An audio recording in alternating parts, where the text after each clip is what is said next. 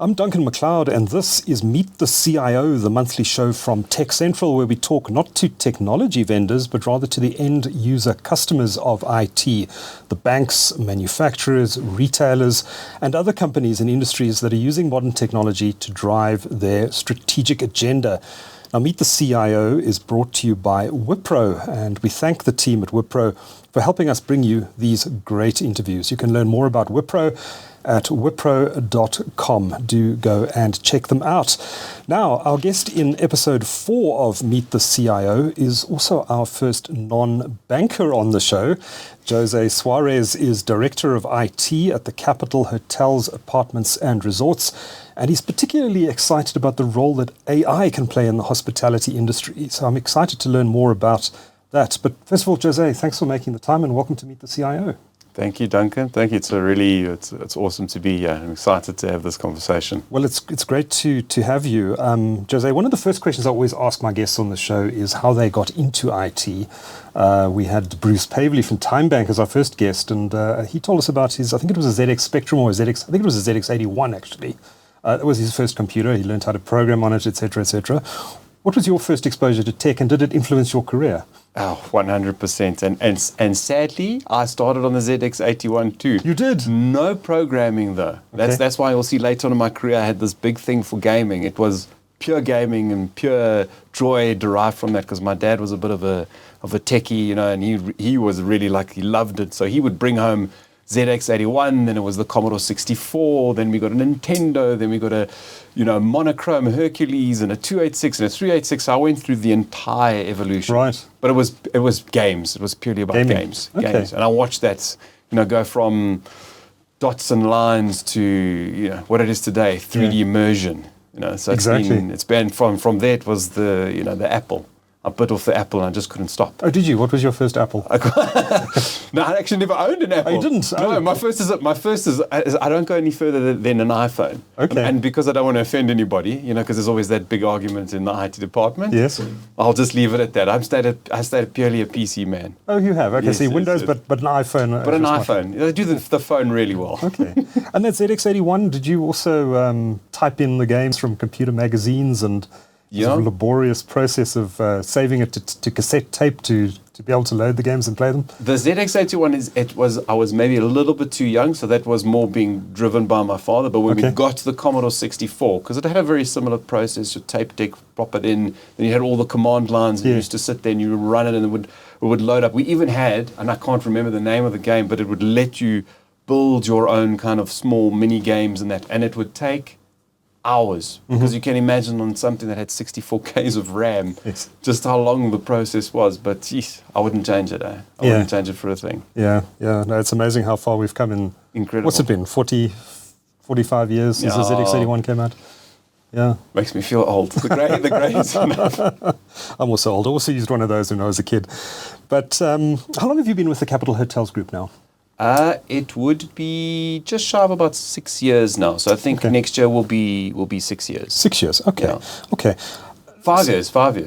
Tell us a little bit about your career. I believe that you at one stage co-founded a mobile gaming company. Was that your first That's stint? the first. Well, I had a previous job before that, but I've had many jobs prior to that. But waitering and running restaurants and those types of things. Right. Don't put them on the CV. People don't really tend to care for them. But I had a small web development job prior, where it was basically the equivalent of slave labor, because I was getting paid nothing and doing copious amounts of coding. But it was good because I learned.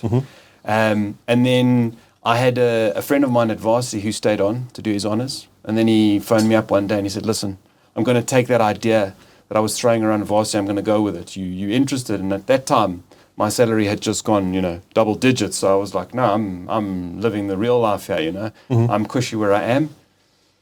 Week or two later, I thought about it and I thought, you know what, no, let's give this a bash. And we went straight into building mobile games, which was where I actually wanted to be, was in the gaming industry. When was this?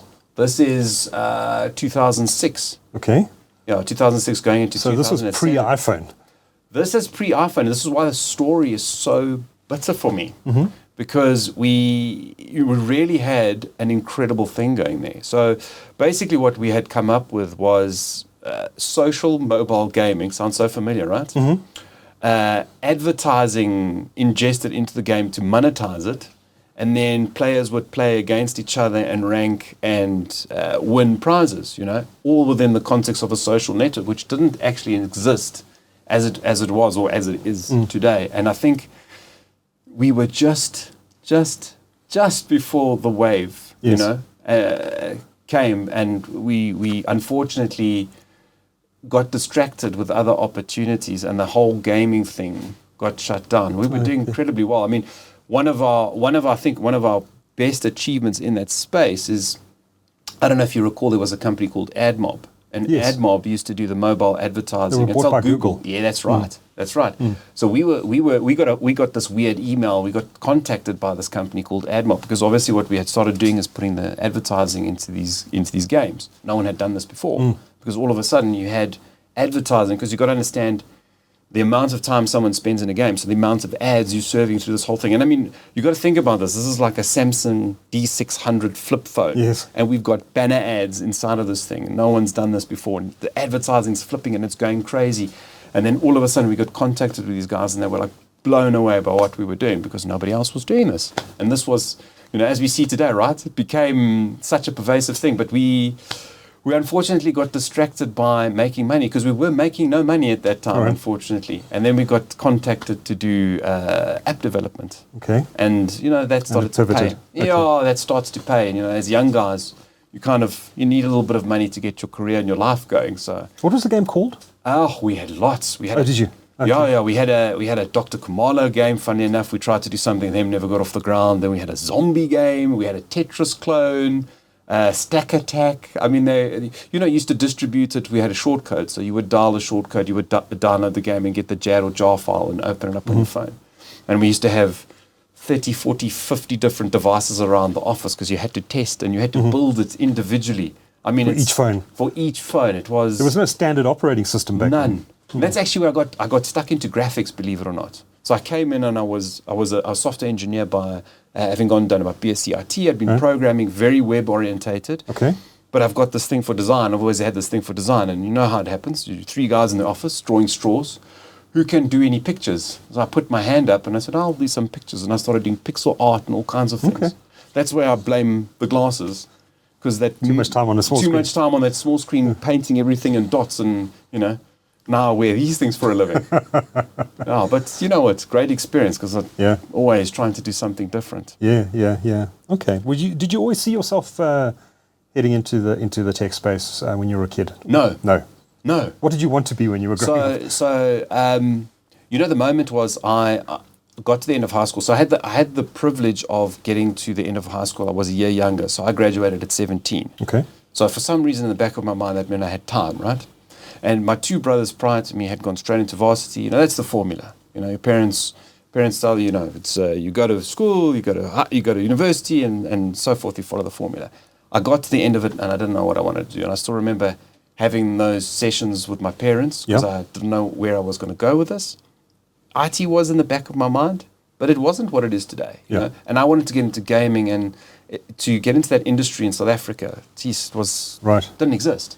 You had to get on a plane, hop, and be somewhere of significance. So when I left, I was working in restaurants. My families all came from restaurants. So I waited and managed and did all kinds of things. And during that time, I had another love, which was airplanes. Okay. And I wanted to become a pilot. And I actually tried twice, because SAA at the time had like a whole program that you would apply to, and you would go through a series of checks and medicals and whatnot. And I got so far each time. But, the criteria, I mean, it was a big group of guys, and then it would be almost smushed down to 10, 11, 12. And in the 2 times, I never kind of made it, So I just carried on going in the restaurant thing. And eventually, 2-3 years into that, I was there the one night, and there was one of the waiters there. And I think the guy must have been probably about my age now as a waiter. And I just, I kind of thought to myself, am I heading in this direction? Is this where I want to be? Because it was comfortable, My families had been in restaurants. It kind of felt like maybe I should get into the space. And then at that point I said, no, this isn't what I wanted to do. And I went back to that other love of mine. I had a chat with my dad, and I said, listen, I'm going to go back.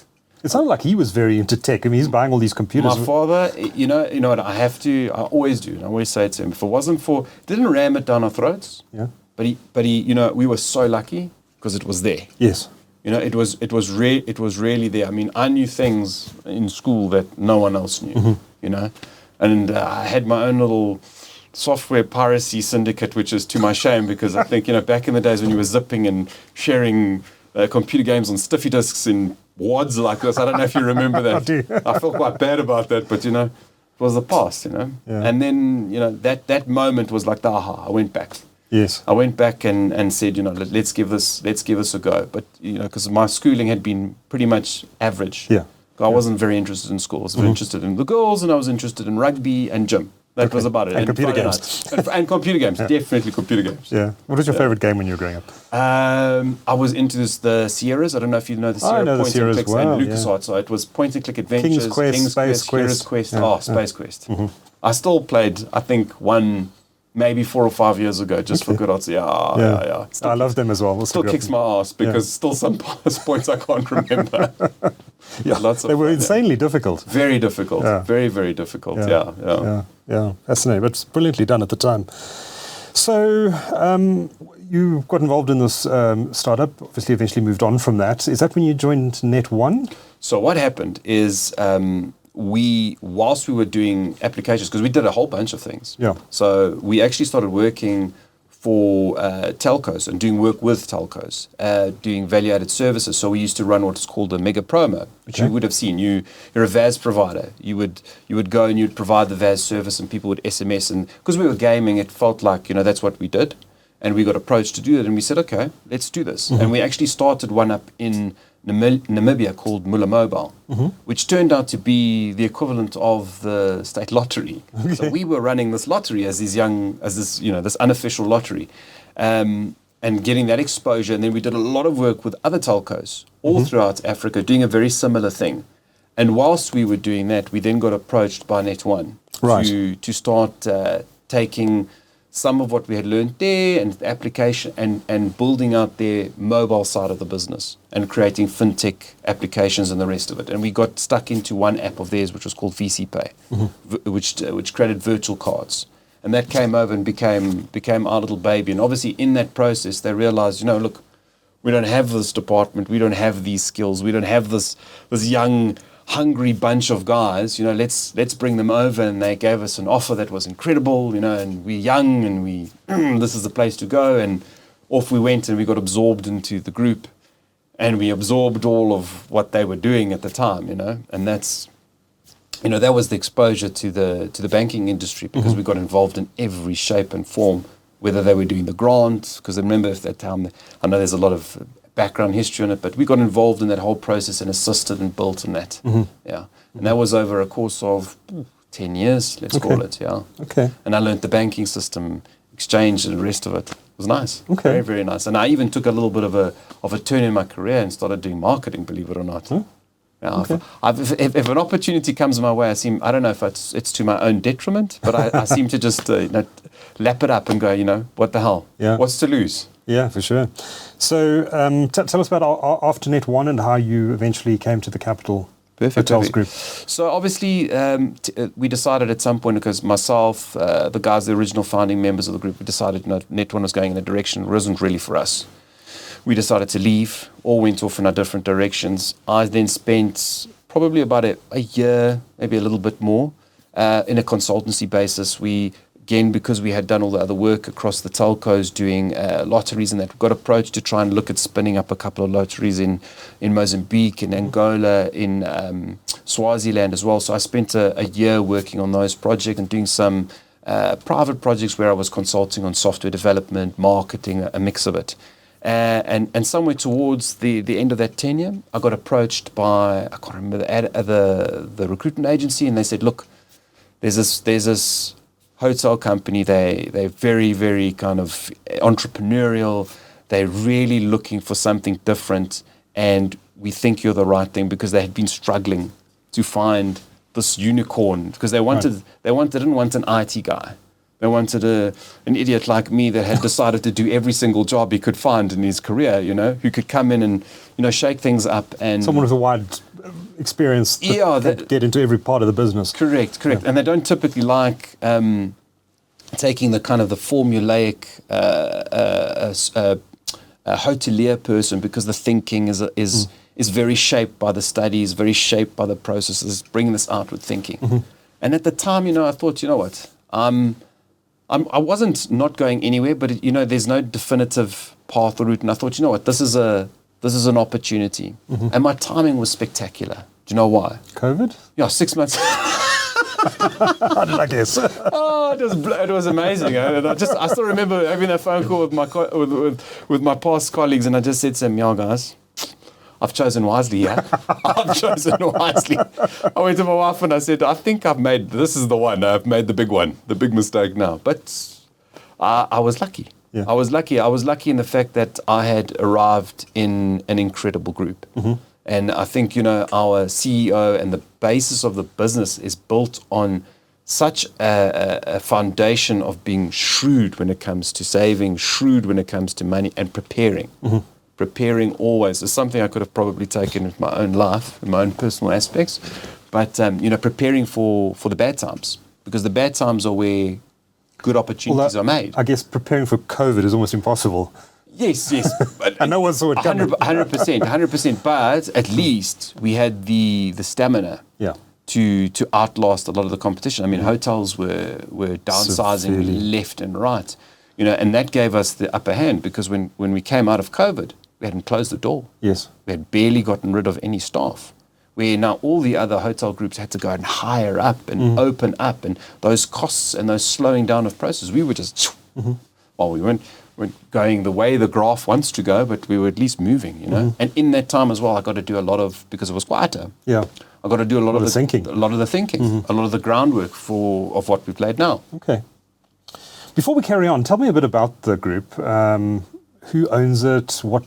What properties does it own? What's its target market? Okay. So the business was started by Mark Waxberger, who's our CEO. Mm-hmm. He was, at the time when I came into the business, running the business completely on the ground. It's now got Yuri Bezadenot, who's come in as the managing director. Okay. And Mark has now taken, obviously, a more strategic role in trying to get the business to scale. The capital is a hotel group, and we're based across the nation. We have 12 hotels in total, spanning Durban, Cape Town, Nelspruit, Mbombela, and Gauteng. We've got the greatest concentration in Gauteng, with 5 being in the Sandton node, 2 being in Pretoria, and then we've got a beautiful property up, which I mentioned, in Mbombela, and some nice ones down in Durban as well. Okay. Yeah. So is it aimed mainly at business travelers? It is historically. So I mean, when you looked at, we were talking about the name of the business now. It's the Capital Hotels, Apartments and Resorts. Yes. Okay, the resorts portion came in because, coincidentally, like I was referring to during COVID, where there was an opportunity to expand because there were a lot of distressed property, and we picked up some amazing assets like Zimbali and the 15 on Orange in Cape Town. And those brought a resort feel into the business, because prior to that it had been predominantly focused at a business travelers market. And that's why you've got the apartment, because it's that longer term. I'm traveling, I need a kitchen, I need amenities. The spaces are beautiful. Someone who comes in on a 6-month contract from overseas, for example. 100%. And we have a lot of that. And the guys are traveling, and they need to have spaces which are functional, with washing machines and dishwashers and the rest of it. And that was predominantly what the basis of the market. Since then, it's obviously expanded into being and having this resort feel, and not only in those coastal regions, also inland. And because people do sometimes take time out, whether in Sandton or whether you just drive up to Mbombela. I mean, Mbombela is beautiful. I don't know if you've obviously been that side. I mean, the landscape and everything, and then you can go out during the day and explore it, and come back to the stunning hotel in the middle of Nelspruit.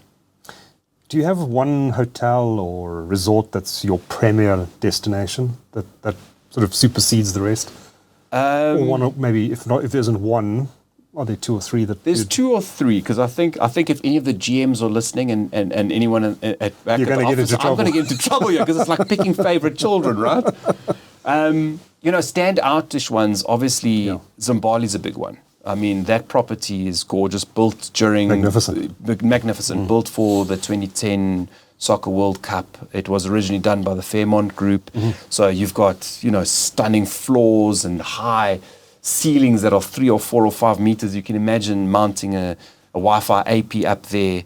It's quite a feat, but it's very different. Then you've got the 15 on Orange, which was also a Marriott. Beautiful, stunning property right there in Gardens. And our own, which we've built, which is the Capital on Park, which is this magnificent 300-room business apartment / conferencing space right in the heart of Sandton. So there's many. There's many. And in Pretoria, and in, if anyone's listening, guys, they're all amazing. Okay. So, Jose, I've just recently been booking accommodation for my year-end break this year, and I'm amazed you can just do everything online now, and it's so convenient. You don't have to speak to call center agents. It's just, you do your research online, you book online, you pay online, everything happens online. It's all very well integrated. Maybe take us through how IT has transformed the hospitality industry over the last 5 to 10 years, and what that has meant for groups like yours, who no doubt have had to do quite a lot of work in terms of infusing technology throughout everything you do. Maybe take us through what your IT stack looks like now compared to when you joined 6 years ago. Yeah. And with the and what impact the internet and technology more broadly has had on the hospitality and tourism sector. Okay, so I'm not sure how far back we want to go, but I mean, let's say somewhere between 5 years to a decade, right? So in that space, you'll find that hotels traditionally very procedural, operation intensive spaces, lots of people, right? And all these processes, very paper driven, very SOPs, thousands, even much to my dismay, there's still too many, okay? But you need them given the volume of functions that a hotel performs. It's not just a place where people sleep. It's a restaurant. It's a conference space. It's a place where people play. It's music going on. There's a kitchen. There's a whole dynamic, a whole mishmash of things there. What it's fundamentally, obviously, internet, if we go through internet, what has internet done? Internet has changed the way the outside world engages with the hotel, right? So the big changes over that time have been, how have people booked? If you think about it, back in the day, it was somebody phoning a travel agent or someone phoning some kind of register that would then contact and get a hold of the hotel. Now you've got your hotels fighting for viewership online in the public domain. Google Hotels putting out their Booking.com, Agoda, Expedia, etc. Airbnb. So you've got this immense digital land grab going out there, trying to get your property out there, trying to integrate that massive messages coming from all these third-party systems back into your own system that manages now the inventory and all of that. So the big changes have been in those spaces have obviously been in aggregating that information into solid systems, and a transition from being on-prem into a SaaS-based or a cloud-based model. And there's still many hotels, believe it or not, many, that are still running on-prem systems, just purely because in some regard, there's just so much technical debt here to shift it across is quite a significant amount of work for the hotel itself. Does that put them at a competitive disadvantage? The transition there is obviously, to get that working is you've got all these outliers, all these third-party platforms need to talk then to your own platform. And a lot of the hotel groups are still on-prem. And that was one of the big shifts when I came in. We still obviously had a lot of on-prem items. And my big shift since then has been moving everything out of that, removing all of that, going into SaaS-based platforms, moving onto the cloud, building our own platforms. Does it put some of the other hotels at a disadvantage? Not immediately right now, because a lot of these platform providers, these PMSs as we call them, so your property management software, they've done a lot of work to ensure that the nicer technology, the newer technology can interface. Through some sort of middleware. Yes, but the problem is that interface is horrific. Oh, really? Horrific. So it's a huge amount of work, and there's an inaccuracy inside of there. I mean, you speak to anybody within the industry, they'll tell you their pet hate is doing any type of integration. Mm-hmm. It's not as agile. You know, I came from a space where APIs and being able to consume and talk about an integration with a third-party platform. It's you go online, you see the documentation, have one or two meetings, and off you go.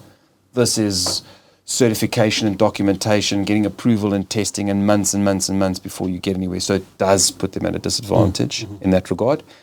And they're going to need to move because a lot of the other platforms, these are going to start getting sunsetted as well, which means the features are going to start to diminish. There is massive work being done in terms of changing that already. Okay, Yeah. so the whole industry is moving that way. It's just that some are behind because of all the legacy they've got to deal with. 100%. And you've got to remember that in some instances you don't have internet like we have. So they need an on-prem solution. Yes. So maybe there's still a world where that might still need to exist for a lot longer than what we now feel it needs to. Yeah, yeah. Do you, by the way, do you see the platform businesses like Airbnb as an opportunity or a threat? It could be an opportunity. It's not exactly our market. Okay. Not exactly. So we don't, you know what I mean? Because the type of inventory that we're selling, we're not really selling it on a Airbnb. Okay. It's more a consumer retail. It's more a consumer retail in the space of it. You know, it's somebody else who's trying to get there. You know, I own this building, I own this room, I'm trying to get on there. But funny enough, we do have, so because the hotels, the way our hotels work, it's a mixed model. So let's take an example like Park, right? Park is 300 rooms-ish. Those rooms are made up of ones owned by residents who live there, people that have bought it, and then we become the managing agent and lease it. Right. People that own it themselves and then lease it themselves. And that could go onto an Airbnb. So not all the hotels, but some of them are built like that.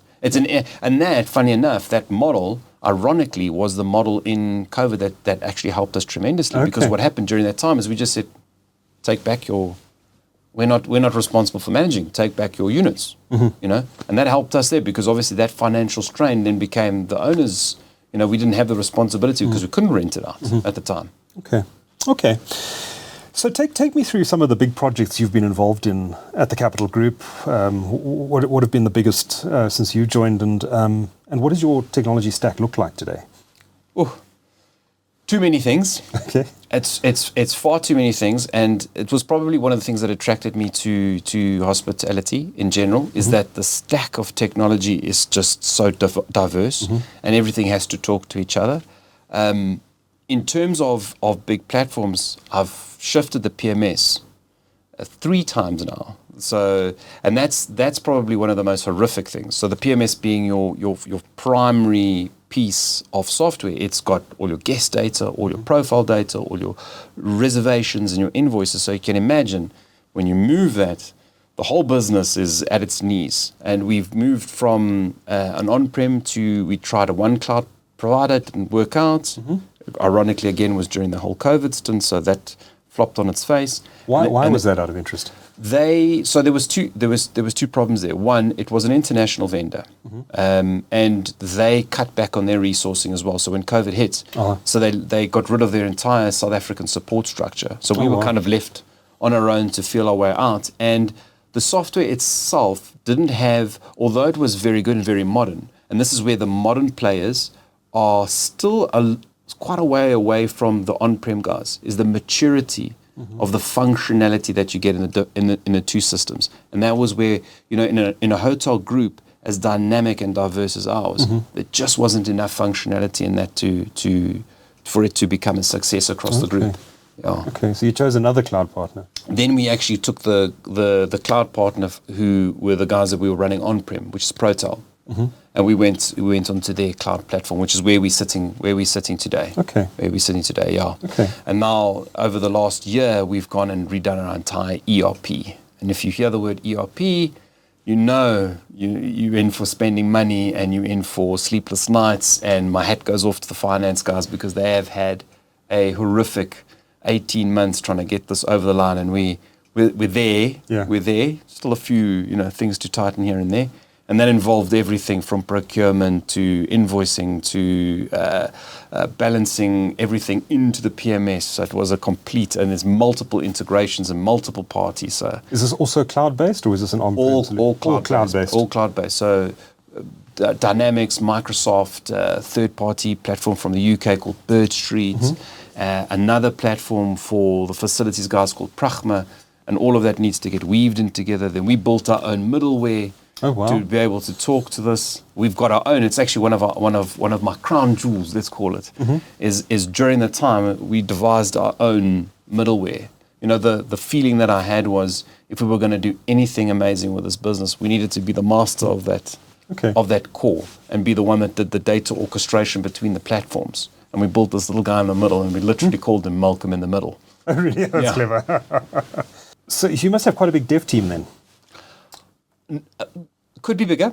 And I know someone's going to watch this and they go, no, it's big enough.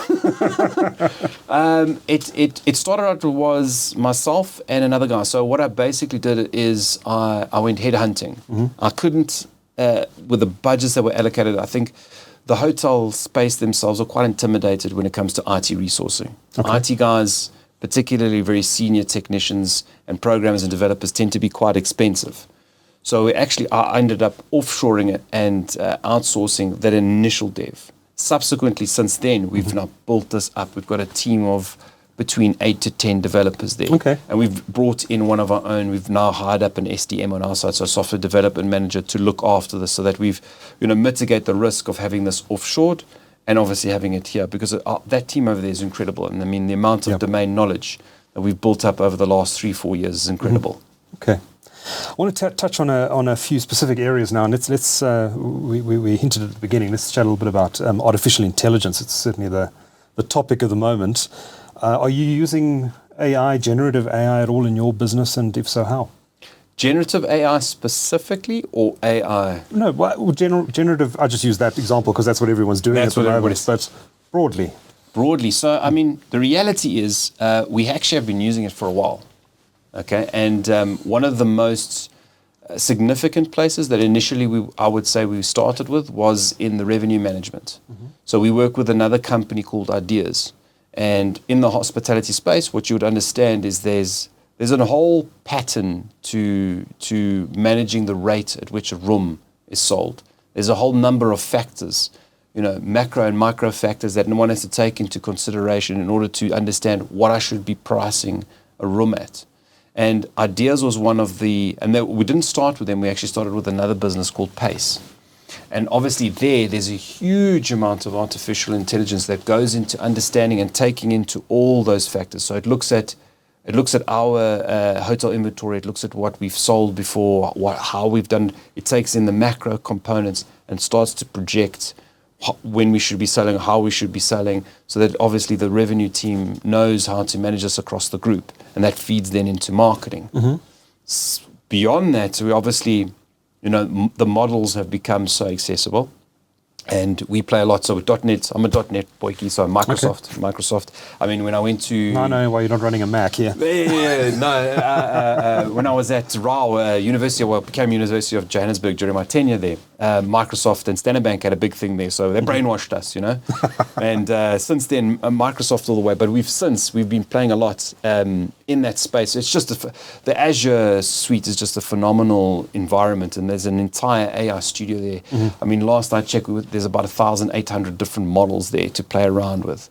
And we've been doing some very cool stuff with telephones as well. Okay. So we've been looking at our central reservations, understanding the phone calls there, converting those phone calls into text, analyzing the entire conversation. And it works incredibly well because you can break the whole thing down. And from that, extract information to understand what people are talking about, what people are not talking about, what things are being missed, how well an agent is adhering to a script, who's selling, who's not selling. Wow. And it's and you know that you would normally go and buy that off the shelf, right? Yes. And with a little bit, I've got this incredible team, and we just our CEO actually challenged us with this because he had seen it at a colleague of his, and we went and saw what they were doing, and I said, right, give me 2-3 months, and off we went and just reproduced everything that they had. You know, loved the concept. Beyond that as well, we're doing, so in that Malcolm in the middle that I told you about that we built, is in and this is one of the failings I find with PMSs in general.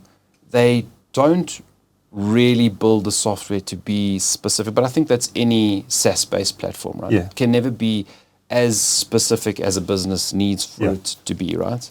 So we built this, and I apologize for all the dorky names. I am a nerd by trade. Malcolm in the middle is brilliant. So we built this cool little applet we called Joffrey. We affectionately called Joffrey, and I did name it after the Game of Thrones character because I was quite annoyed at the time, right? By it. So I said, cool, I'm going to call you Joffrey. But this Joffrey was the young king. Yes, the horrible one. Yes. So we built this. This is not a horrible app, I promise you. So we built this little component, and it actually sits like a parasite inside of the platform and takes away any of the functionality that doesn't work. We've kind of embedded it, and it allows us to actually inject that in. But with that there, we're now doing a whole bunch of cool things from an AI perspective. We are injecting, we haven't yet completed it, but we've started taking the guest review information, and we go take the guest review information, we interrogate it, and through a series of prompts, we break down an understanding of what that guest experience is. Then we're able to then feed that in directly into the software, which goes to the staff. So when they arrive, they will see that, you know, here comes Duncan. This was Duncan's past experience. It tells you what you should be doing as an improvement. It also takes into consideration what other people's experiences were in that room, you know, and so it kind of preempts and says, you know, the last 5 people have had a bad Wi-Fi experience as an example. Perhaps you should look at it. Duncan doesn't like this or that. So that's a very cool. I was hoping to have it done this year, but unfortunately, deadlines shift, and we'll definitely have it out early next year. Yeah. Will AI allow you to do dynamic pricing as well? Is that something that the hotel industry? Well, that's what I was interested. Yes, that's what I mentioned we were doing with ideas. That's exactly what the revenue and the rate management. Sorry, I missed that. So you'd be able to determine through AI that this hotel room is likely to sell if we drop it to this price point in this particular week. So it's looking exactly, and it's taking in our history. So, and that was one of the reasons why we moved to ideas, because of the way their modeling works. Right. So it's taking in our history of what we've done in the past and the time of year and those components. And then also looking at what was key was looking at what's happening around. Yes. And from that, it can obviously suggest. We don't necessarily put it into a complete autopilot, but at least what it's doing is it's giving and inferring those suggestions to the revenue manager or to the GMs, and they're making that decision. And it's been, that's just game changing for us. To what extent do you allow the AI to make decisions, and to what extent can the managers fall into the background? I mean, can you have an AI automatically make a decision about the pricing for a room, or does a human being always need to check it? You see, You still need that person, and I don't know if it's a case of we don't yet want to let go of the steering wheel, but we still have that human being. So what it has done is taken all the heavy lifting prior to that point. So it's doing all the calculations prior and inferring it. We do let it make some changes, but it's very much under guidance still. Okay. It's very Does much, that change in future?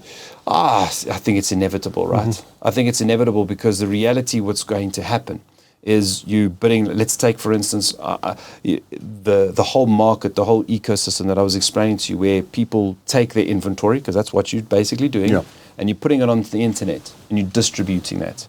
And that's going onto multiple platforms, which is your Booking.com and your Expedia and that. The amount of compute that's going to have to go into changing and manipulating that price, because if everybody starts changing those prices, you're in a ferocious bidding war. And if you're still waiting for human beings to drive that whilst others are not doing it, I think you're going to be sorely left behind. Very much so. I mean, obviously, as any hotel group will tell you, the push is to get people to book directly, but it's very difficult when you get onto the highway, which is Google, and you start driving, and Google's going to show you their stuff first, and everybody's fighting for attention there. Yeah. Fascinating time ahead, I think, as AI increasingly infiltrates, I don't know if that's the right word, infuses itself into this. It has infiltrated, I promise you. It has infiltrated. want to ask about security as well, because that's the top of mind, not just in this industry, but across the board. But the hospitality industry obviously deals with a lot of sensitive customer information. You've got guests who are very high profile often, top business leaders, politicians, that sort of thing. How do you deal with, what is your approach to cybersecurity? And what specific measures does the Capital Hotels Group employ in that regard? 100%. So obviously, it's one of the most sensitive things. I mean, you've read countless times how these massive groups, and you can imagine their budgets. We've got a decent budget, but you can imagine their budget is probably ferocious in terms of what they're spending on this. And normally what gets hit in any one of these attacks, it's personal information. So for us, it's critical. And we're going through, I think it's a forever process, and I think also with AI now it's become an incredibly difficult environment too, because the amount of attack that happens and the way that it's changing because of how you can change your attack approach using something like AI has made our jobs significantly harder.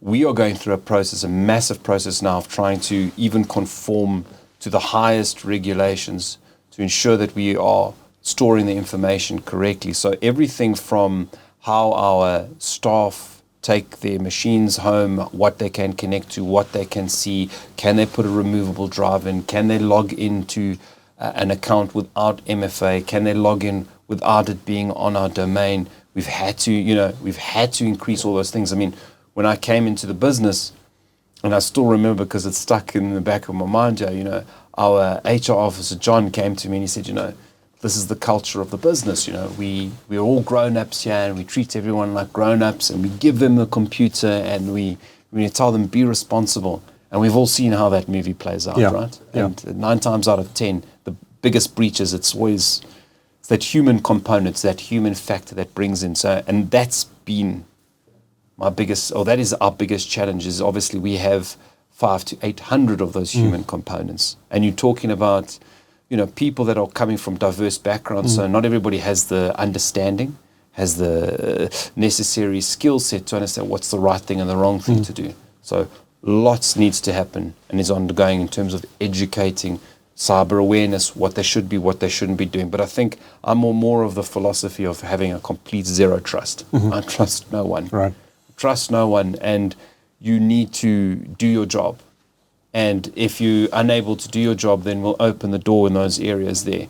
But we close it down. That's been our big drive at the moment now, just to kind of bring that conformity in there and prevent people from hopping around in between networks. And how do you go about educating employees about the risks? Are they required to do mandatory training sessions? How do you approach it? So not yet in full flight. Okay, not yet in full flight. So obviously what we've done is we've done awareness training for your, let's call it management and above, or individuals within the business that carry sensitive information. Sure. It's been quite an obstacle to get to the frontline worker, just purely because they are inundated with our own training. We've got our own schooling facility within the business itself, which trains and uplifts the staff in terms of hotel training. Our next big part is obviously going through and making sure that permeates. So we're going to implement it to the way that if you haven't done your training and you haven't passed it, we actually just close the door down. Okay. So immediately, if you failed something, you no longer you'll come in the next day and it will literally tell you, sorry, you can't do that. But it's purely because you haven't done your training, or you failed. You failed in the test, and that is typically done in a series of quizzes and questions and things that are sent through videos. And then we also, we're busy partnering now with another business, which will basically do, they'll phone in and they'll try and do spoof attempts. And also it automates as well. So it will send spoof emails and things like that and see who will respond to it. So we can have an identified risk register within the business. And we know where we need to improve. Right. Now, you obviously need to comply with South African legislation around privacy, and Popeye obviously is the legislation in South Africa, but clearly you also have guests from other jurisdictions, including the EU, where GDPR applies. Does that mean you have to comply with GDPR directly? So what we do is we comply with GDPR. Okay. Because just as a matter of course. Just as a matter of course, because if we comply with GDPR, we naturally comply with Popeye. With Popeye, yeah. Okay. So and one of the advantages with a lot of the vendors that we do use, particularly they're all European based, and they have got enormous controls around that. So it's been a bit of a saving grace, but we obviously have to enforce our own internal, because we still have a lot of information that moves in between the cells. Yes. Between the different faculties of the business, being finance, sales, admin, etc. Does it make doing business more difficult? I think it's going to, because obviously I've started introducing this year. This year's drive has been very much, I mentioned zero trust. We've gone and we've changing our entire cybersecurity posture, and I literally am having I'm going to call it a speech in a couple of weeks to the executive to say, guys, the business is changing, and this is not the road we might take or would like to take. This is the road we're taking, and it's the one that is going to some degree make business a little bit tricky, because I know how the interchange of information's been.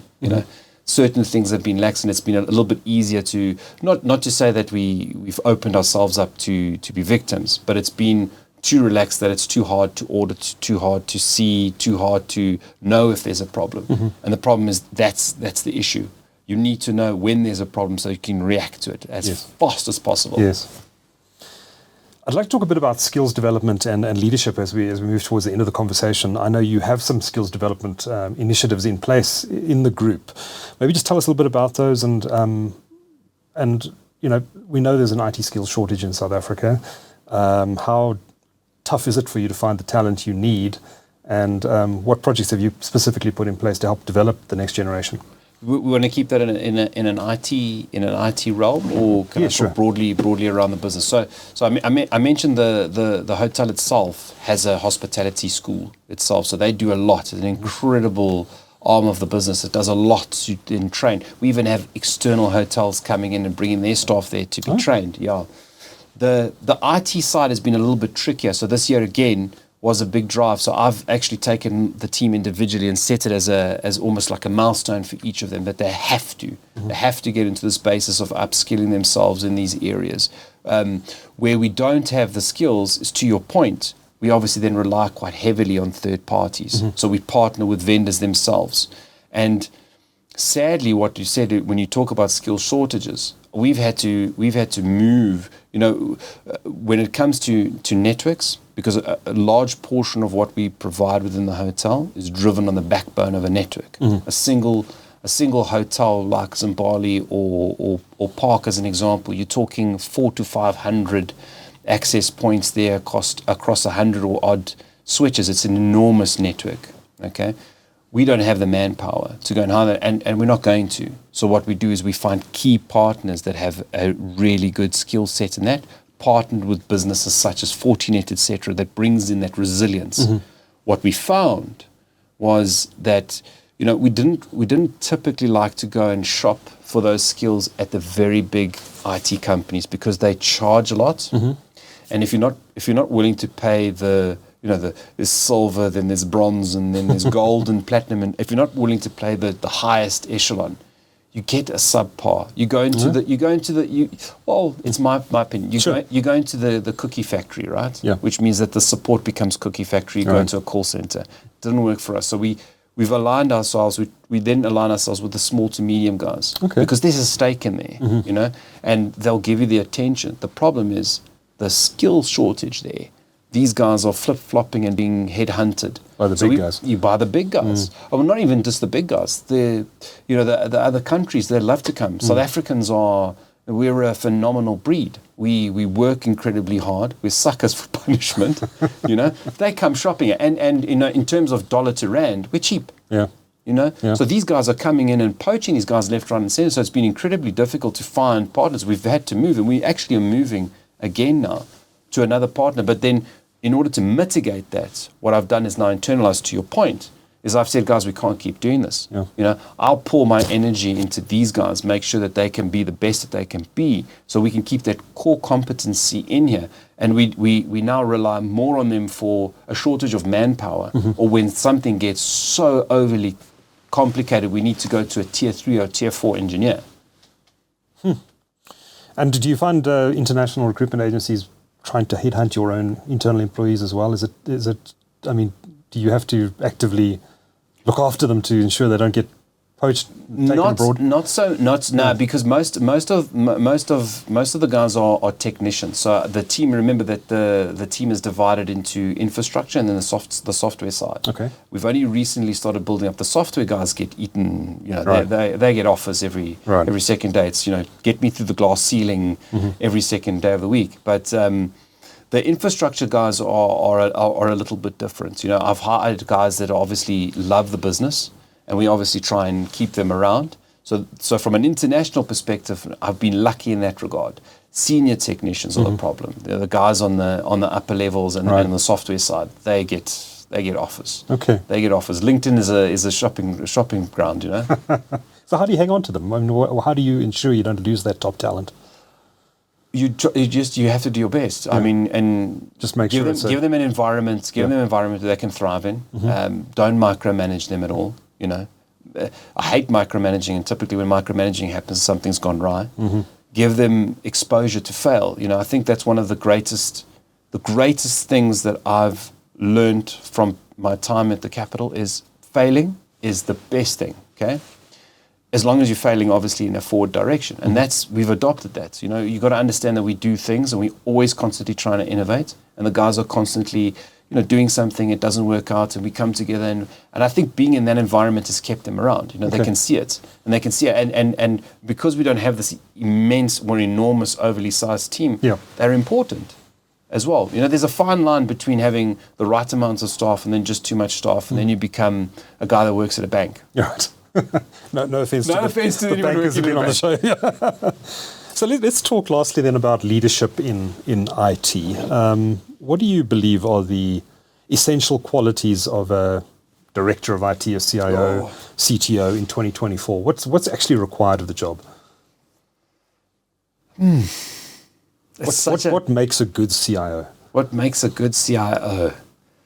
I think somebody who listens. Okay, somebody who's not necessarily making all of the decisions. I understand the environment. I understand the space. I understand what we need to achieve, but I can't get there alone. I understand that I need you, and I need you, and I want you to feel important in the process. So uplifting the guys, that's if you're talking and retaining, it's uplifting the guys. Yeah. Making them understand that this is for you. Let's do this. I got your back. Let's go and get that. Understanding that. And then the second side of it is knowing that you've got to learn the skills. So in learning the skills, they need the time and they need the backing of the business to say to them, we want you to learn the skills. We want you. We're going to incentivize us. And that's what I've done this year. And I said to the guys as they were completing all their qualifications, I said, great news. That's amazing. What's next? That's really what it drives. I just finished my own postgraduate now in AI and machine learning. And And I was like, yeah, this is amazing. And then I kind of sat back for about a week or two and I thought to myself, what now? And that's one of the things that I love and hate about the industry.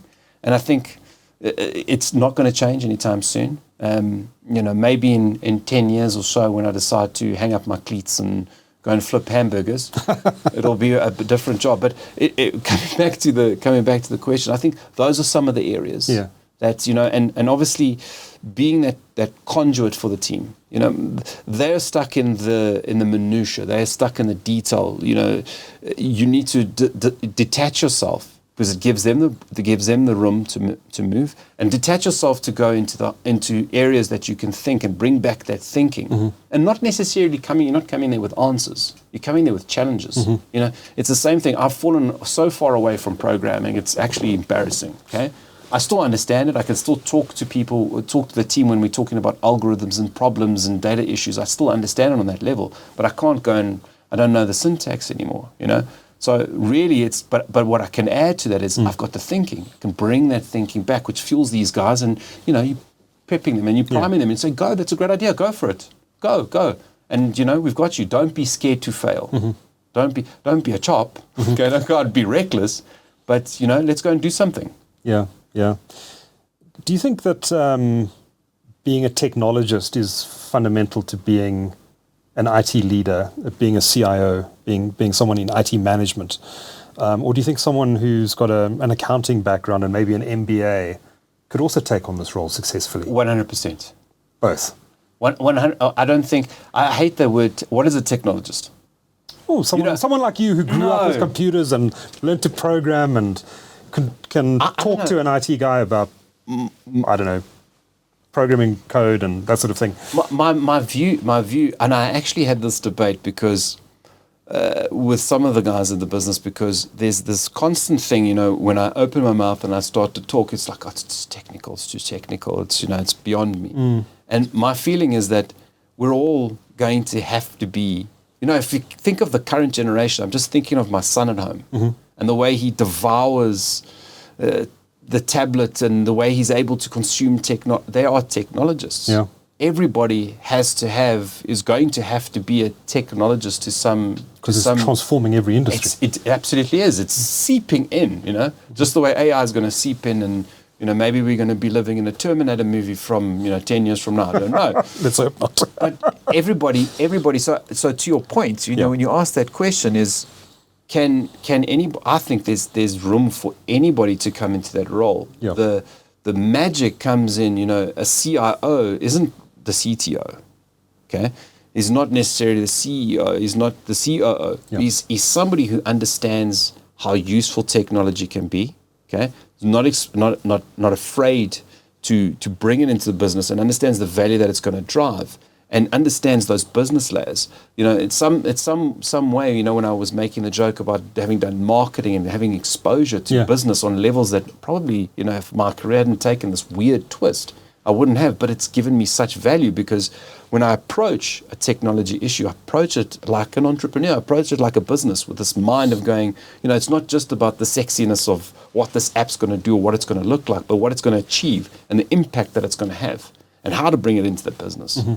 Mm-hmm. Well, this has been a fascinating conversation, and thanks for giving our audience some insight into the use of technology in the hospitality industry. José Soares is Director of IT at the Capital Hotels, Apartments and Resorts. Thank you so much for talking to TechCentral's Meet the CIO. It's much appreciated. Thank you, Duncan. This has been absolutely awesome. And hopefully I didn't offend anybody there. Especially not the bankers. Especially not the bankers. Thank you. Thank you, José. Thank you so much. Much appreciated. Okay.